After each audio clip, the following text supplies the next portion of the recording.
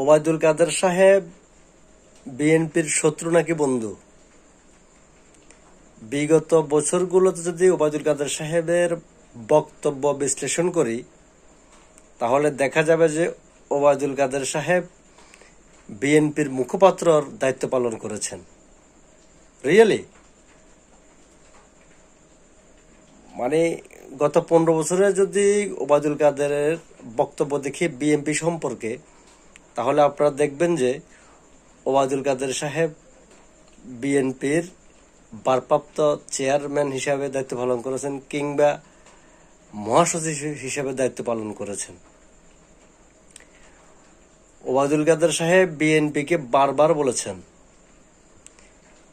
America বিদেশি কোনো শক্তি আপনাদেরকে ক্ষমতায় আনতে পারবে না, আপনারা জনগণের কাছে যান। রিয়েলি সবাই শুনেছেন মনে হয় বক্তব্য। ওবায়দুল কাদের সাহেব অনেকদিন বলেছেন বিএনপিকে বিদেশি কোনো প্রভু, বিদেশি কোনো শক্তি এবং বিশ্ব মডেল আমেরিকার নাম ধরে পর্যন্ত বলেছে আওয়ামী লীগের নেতারা যে বিএনপিকে আমেরিকা ক্ষমতায় আনতে পারবে না, ইউরোপ ক্ষমতায় আনতে পারবে না, বিএনপিকে যেতে হবে জনগণের কাছে। কথাটি মিথ্যে নয়।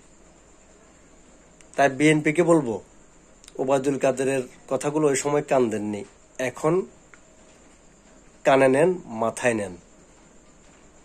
সত্যি সত্যি বলছি, আমেরিকা ইউরোপ বিএনপিকে ক্ষমতায় আনতে পারবে না। অলরেডি আমেরিকা ইউরোপ পুরো পৃথিবীর মুসলমানদের বদদোয়ায় ধ্বংসের দ্বার প্রান্তে আছে ইনশাআল্লাহ।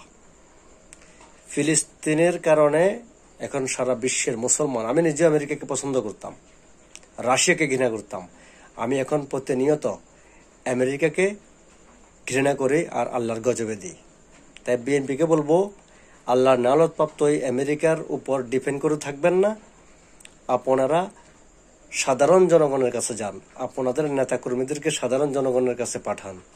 তাহলে ওবায়দুল কাদের সাহেব বলেছিলেন যে আমেরিকা ইউরোপ বিএনপিকে ক্ষমতা আনতে পারবে না, যেতে হবে জনগণের কাছে। সত্যি সত্যি জনগণের কাছে যান, জনগণের কাছে যান এবং নেতা কর্মী, সাধারণ কর্মীদের পিছনে প্রচুর পরিমাণ টাকা খরচ করেন, তাহলে একটা পরিবর্তন আসতে পারে।